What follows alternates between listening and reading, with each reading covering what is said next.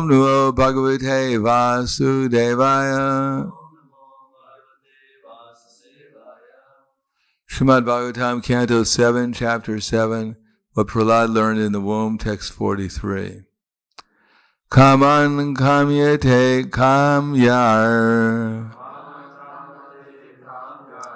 idartam iha purushaha savai dehastu parakyo banguro yat upaiti cha kaman kamanyate kamyar yadartam iha purusha savai dehastu parako banguro yat upaiti cha.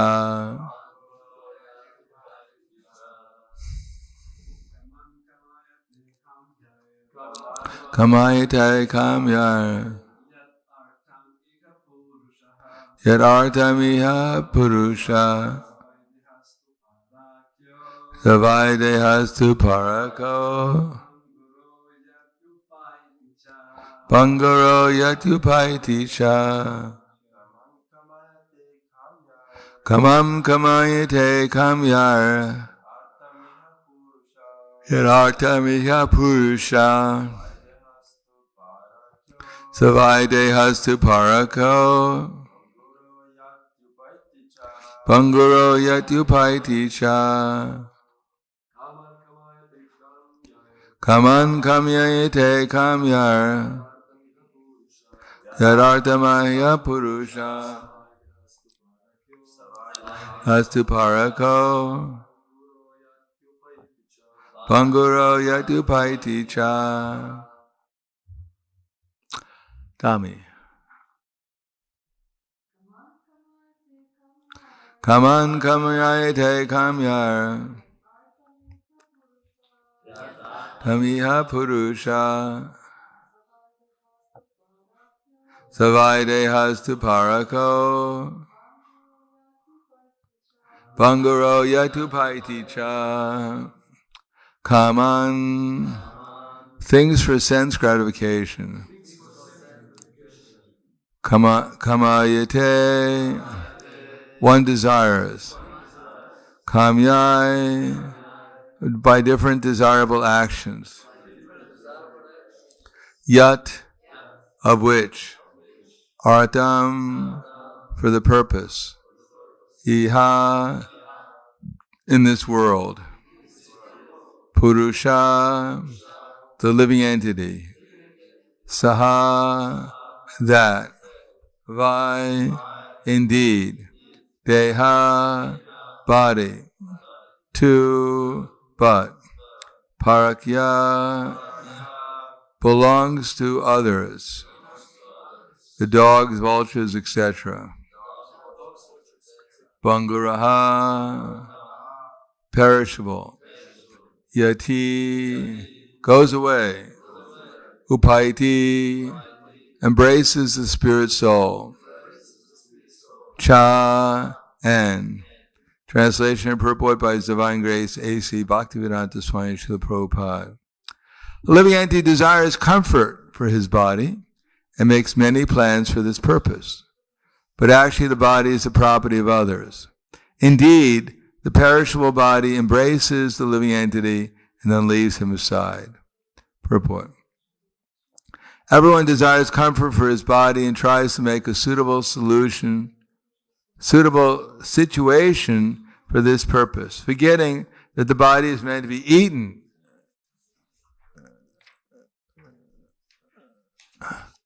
by dogs, jackals, or moths, thus turn into useless stool, ashes, or earth. The living entity wastes his time in a futile attempt to gain material possessions for the comfort of one body after another. I'll just read some more verses because the purports are quite short. Since the body itself is ultimately meant to become stool or earth, what is the meaning of the paraphernalia related to the body, such as wives, residences, wealth, children, relatives, servants, friends, kingdoms, treasuries, animals, and ministers. They are also temporary. What more can be said about this? All this paraphernalia is very dear and near and dear as long as the body exists, but as soon as the body is destroyed, all things related to the body are also finished. Therefore, actually, one has nothing to do with them. But because of ignorance, one accepts them as valuable. Compared to the ocean of eternal happiness, they are most insignificant. What is the use of such insignificant relationships with the eternal living being? Purport. The Krishna consciousness devotional service to Krishna is the ocean of eternal bliss.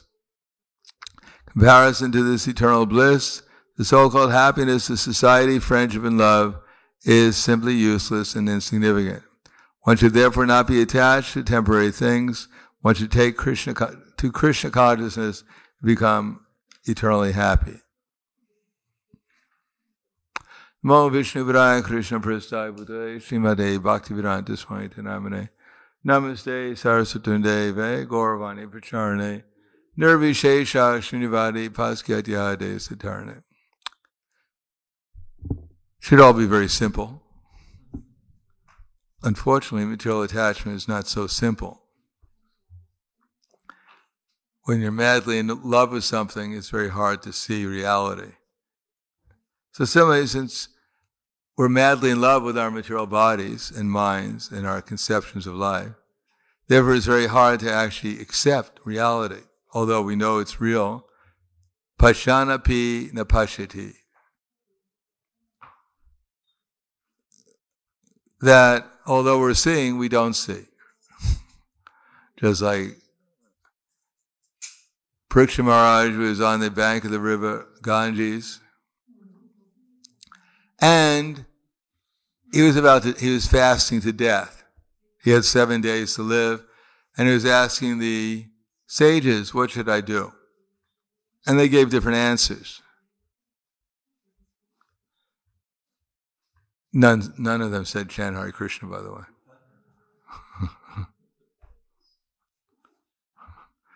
There were sages there who were influenced by Jaimini, Karmakanda, others by Jnanakanda. And Parikshit Maharaj was not very satisfied with their answers. Then Shukadeva Goswami came, and everyone acknowledged him as being the right person to give the answer. Everyone stood up except for his father. Shukadeva's father was Srila Vyasadeva and Narada Muni. And then Parikshit Maharaj proceeded to ask Shukadeva Goswami the question, what is the duty of a person who is about to die? Now, if you raise your hand in a university,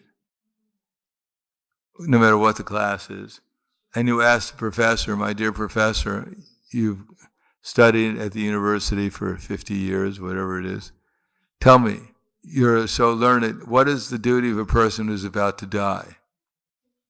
So immediately they call the security, have you arrested, search you for bombs or weapons, charge you with threatening the professor.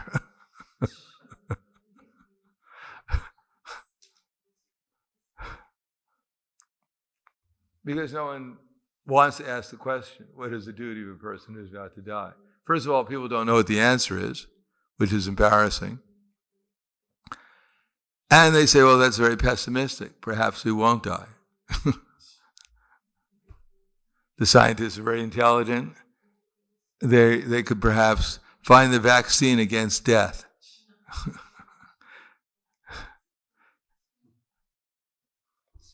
You inject it, and then you live forever. Even the universe disappears, so you're still there, somewhere.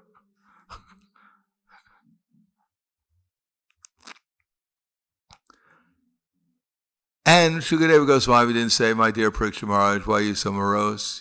I know a good Ayurvedic doctor, he could probably help. He's expert at snake bites.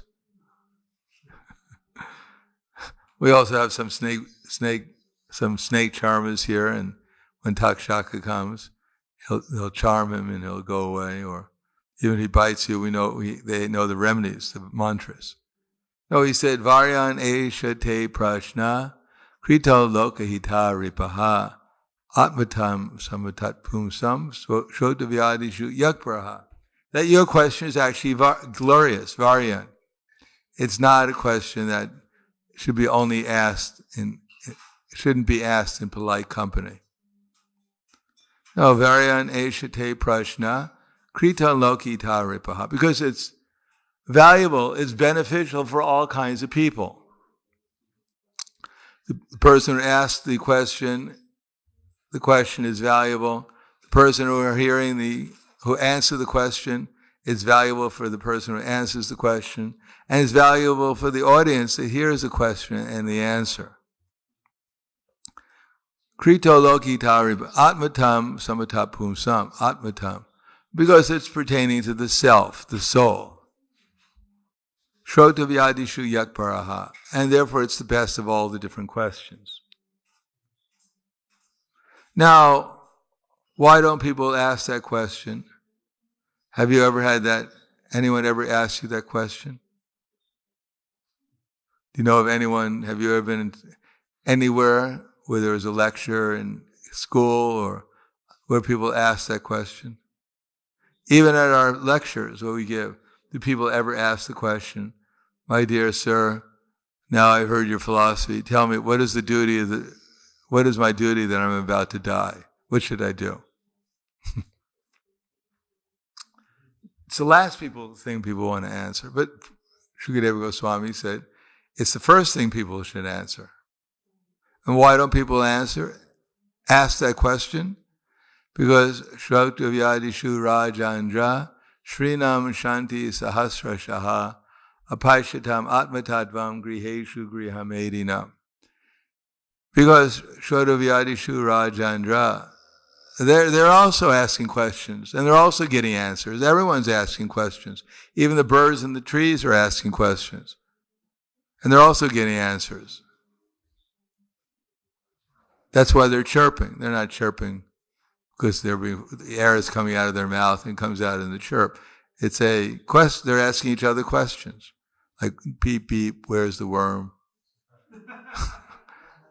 And beep, beep, beep means it's over there. You've just learned another language.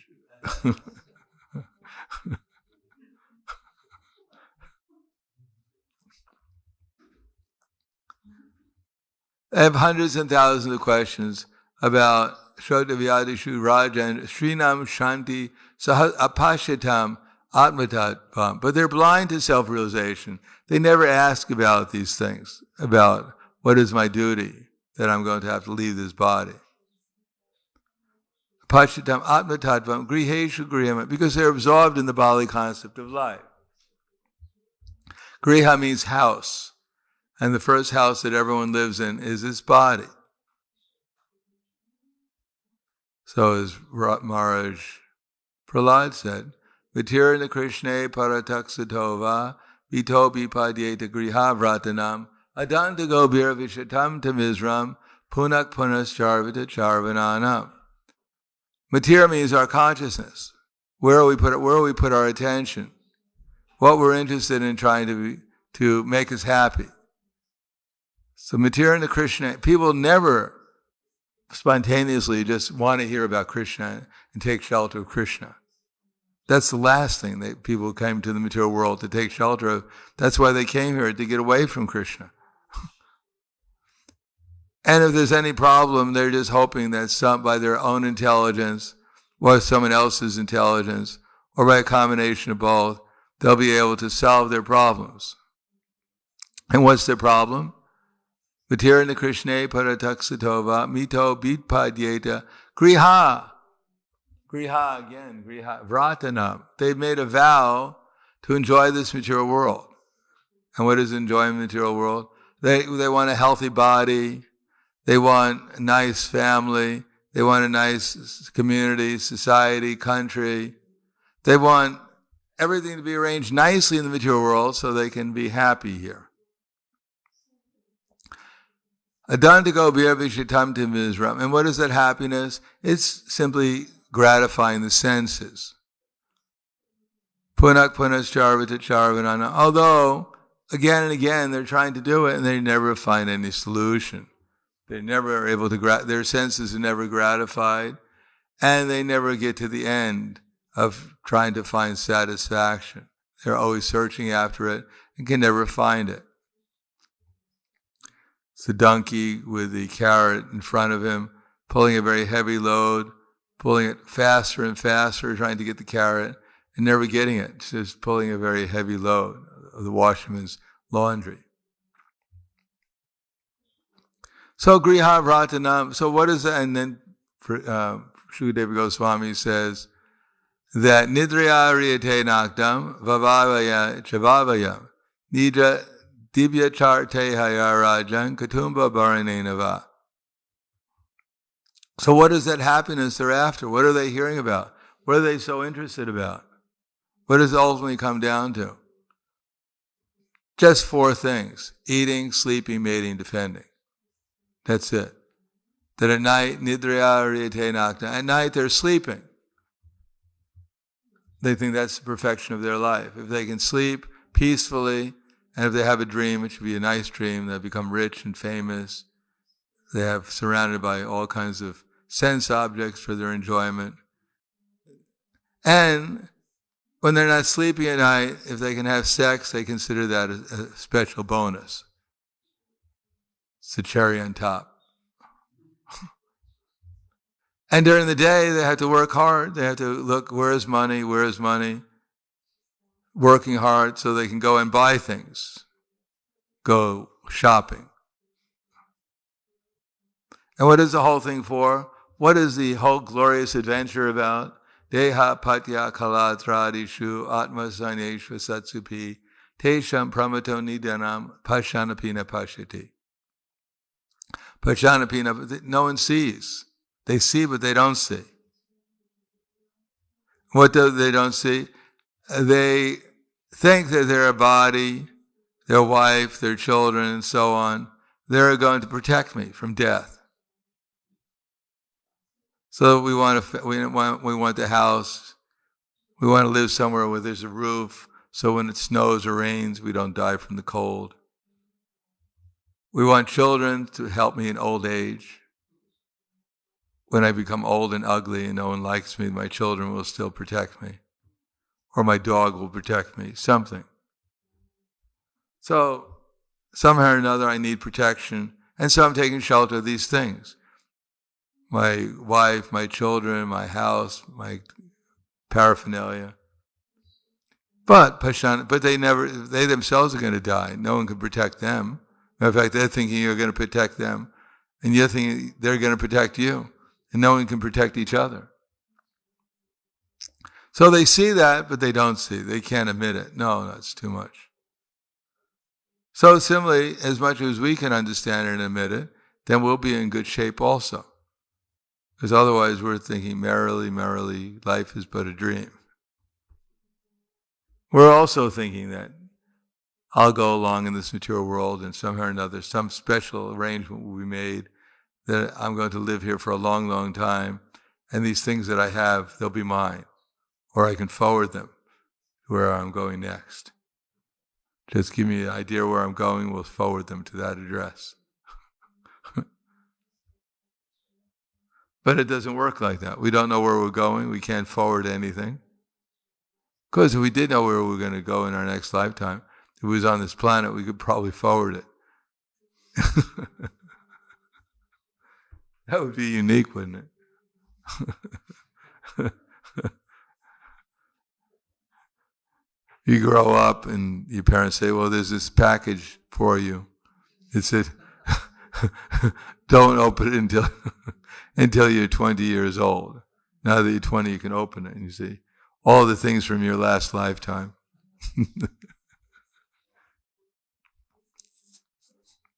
But it doesn't work like that for most people. Therefore, although we think there's going to be some solution, we're hoping the scientists will protect us. Just like they have this thing, they're going to have a vaccine against the coronavirus. They've never had a vaccine that's protected anyone against anything. But now they're going to have a vaccine that's going to protect people against the coronavirus. And if they do that, even if they were protected, so they're going to live forever. The coronavirus is the only thing that might kill them. And if that coronavirus, you can kill it, then I'm free. Now, everyone's trying to kill us.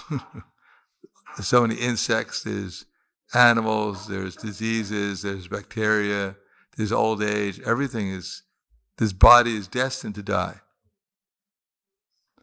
It's not that if you live to 120 years old, you're going to live forever. I passed the threshold, and now I'm going to live forever.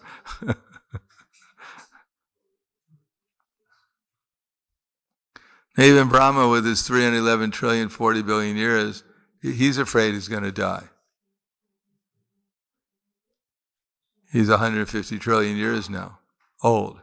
And he's afraid he's getting old. He only has 150 trillion, 20 billion years left to live. And we're thinking, no worries. If I get the vaccine, I'm safe.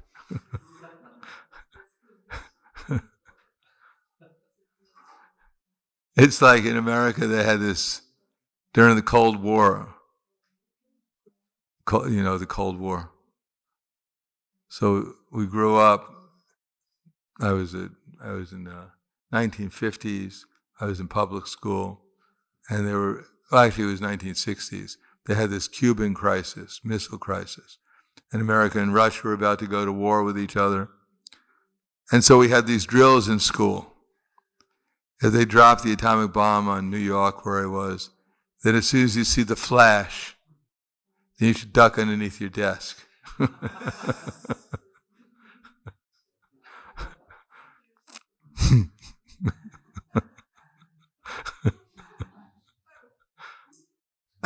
And then they put out this propaganda film that if you're walking on the road and you see the flash, then you should take a newspaper and put it over your head.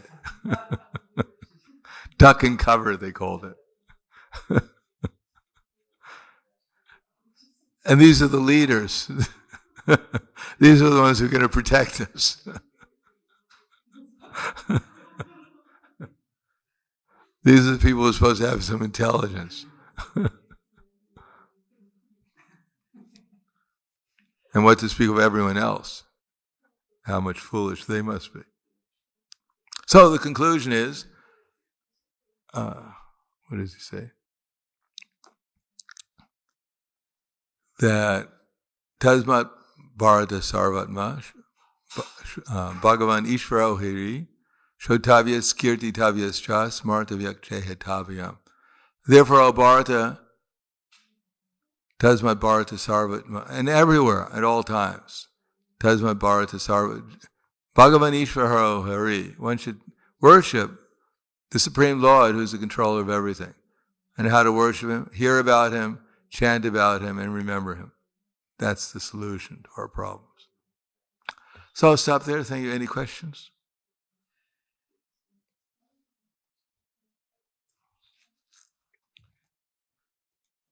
Duck and cover.